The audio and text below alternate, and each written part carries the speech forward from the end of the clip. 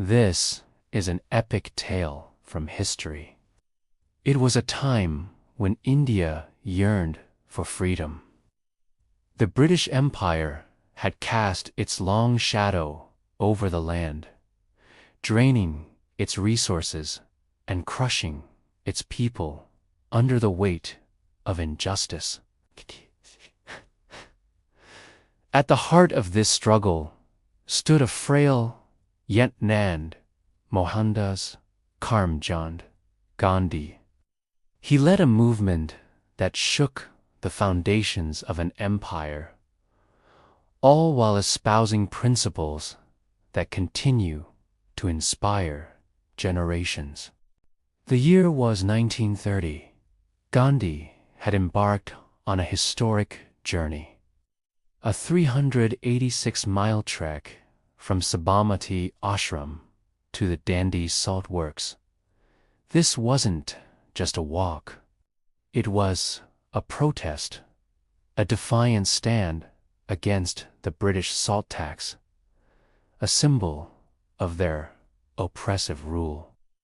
With every step, he and his 78 companions moved closer to the heart of the empire, challenging its authority, inspiring hope in those who longed for change. As they journeyed, word spread about their cause, galvanizing people across the country. On March 12, 1930, news broke out that the Viceroy of India had arrested several leaders of the Indian National Congress. Among them were the influential Vallabhbhai Patel, an unwavering pillar of strength in Gandhi's movement. Then came the pivotal moment. It was March 1930. As Gandhi and his fellow protesters marched on, they received a telegram that would test their resolve. Vallabhbhai Patel had been arrested. Despite the setback, Gandhi pressed on, his resolve firm. But as fate would have it, soon after receiving the news, an unexpected event occurred. Gandhi found himself on a train traveling to Yerwada Central Jail in Pune. The British authorities had arrested him, too. Surprised by this turn of events, he didn't resist. Instead, as the train picked up speed, he calmly removed his chapel or sandals, ready to face whatever lay ahead. As the train thundered along the tracks, one of his shoes accidentally slipped from his foot. But instead of retrieving it, he made a peculiar move. He leaned out of the window and flung his other shoe onto the tracks below. A guard on duty noticed this act and promptly stopped the train. Puzzled by Gandhi's action, he inquired about the discarded shoe. Upon learning of the incident, he immediately radioed his superiors, halting the train at the nearest station. Soon, a crowd gathered, intrigued by the commotion. When the train arrived at the station, it was met with an even larger crowd. People were baffled by the spectacle, wondering about the meaning behind Gandhi's unusual act. Word quickly spread that Mahatma Gandhi had thrown away his shoe. And then a remarkable thing happened. Those assembled there began picking up the shoe, treating it as a precious relic. They carried it on their heads in a solemn procession, parading through the streets of the town. Every step of the way, they paid homage to this simple act of defiance. And when they reached the jail, they presented the shoe to Gandhi's close aide, Mahadev Desai, who was waiting there. Desai deeply moved by this spontaneous display of devotion, penned down the entire episode in his diary, capturing the essence of the moment. Later, this incident became a defining moment of the Salt Satyagraha. Its impact resonated far and wide, echoing the sentiment of the common man. But why did Mahatma Gandhi do such a seemingly random act? What was the profound meaning behind discarding his shoe onto the railway tracks? To understand Gandhi's actions, we need to delve into the very core of his philosophy.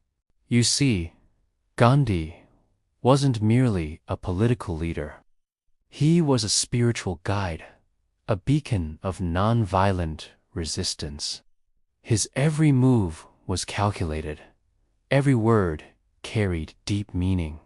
In the context of the Salt March, Gandhi and his followers were engaged in a non-violent struggle against the British Raj.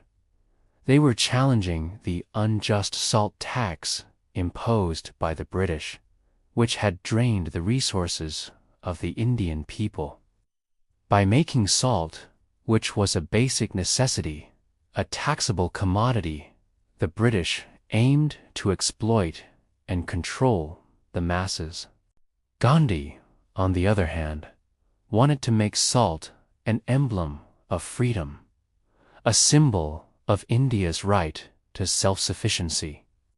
His idea was to produce salt in defiance of the British laws, thus asserting India's right to resist unjust taxation. This was no ordinary protest. It was a spiritual awakening. Gandhi walked barefoot for 386 miles. He slept in the open, enduring the elements, subsisting on simple food. His intention was to awaken the consciousness of the Indian people, to remind them that true freedom lay within their own hands.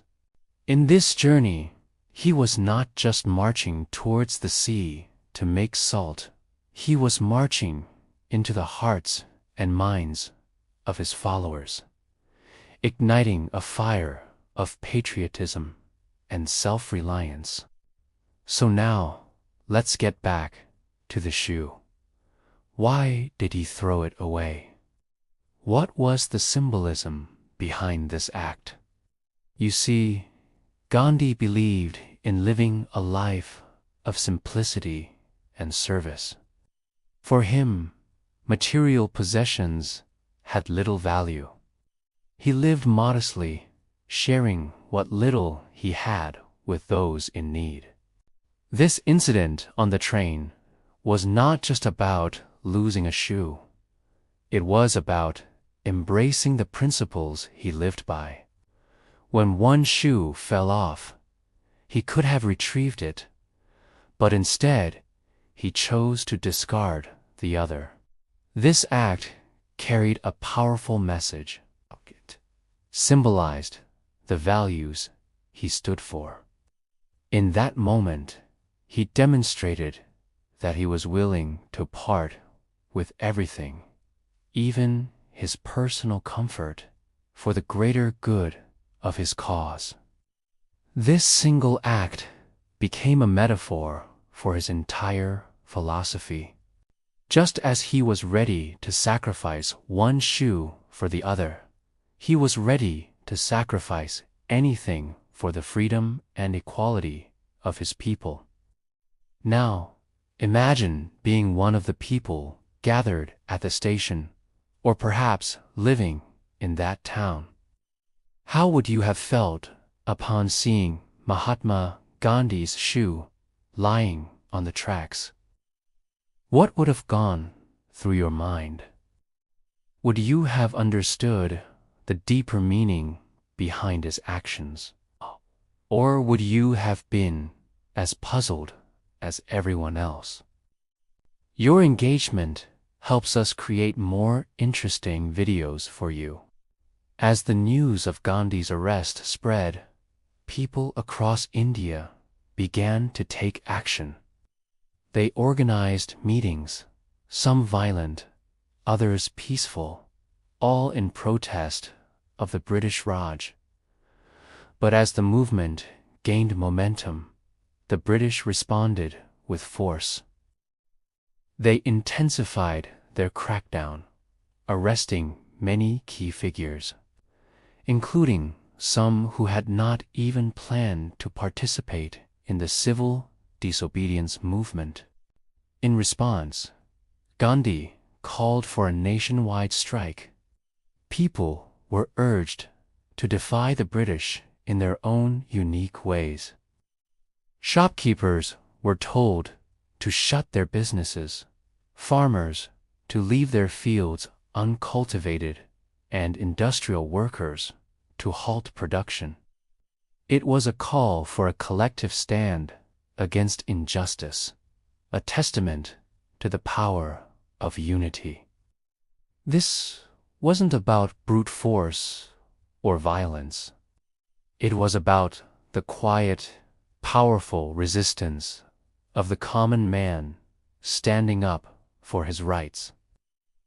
Yet, despite the growing unrest, the British remained unmoved.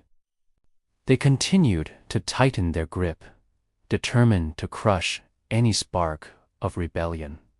However, they underestimated the depth of the people's resolve. The more they cracked down, the stronger the movement became. People began to view the protests not just as a means to fight the British, but as a chance to redefine their own identities, to assert their worth in a world that had long sought to diminish it. And so, the movement grew, evolving into one of the most significant chapters in India's struggle for independence. It was a testament to the power of unity, the courage of those who dared to dream of a free India, and the unwavering spirit of a nation that refused to be kept down. Friends, this is our story for today. We hope you enjoyed this tale of courage, conviction, and compassion. If you did, please hit the like button and share it with your friends and family. Your support keeps us motivated to bring more such inspiring stories to life. So stay tuned for more. Thank you for listening and for being a part of our journey. Until next time, stay curious, stay compassionate, and remember, the smallest act of kindness can create ripples of change in the world.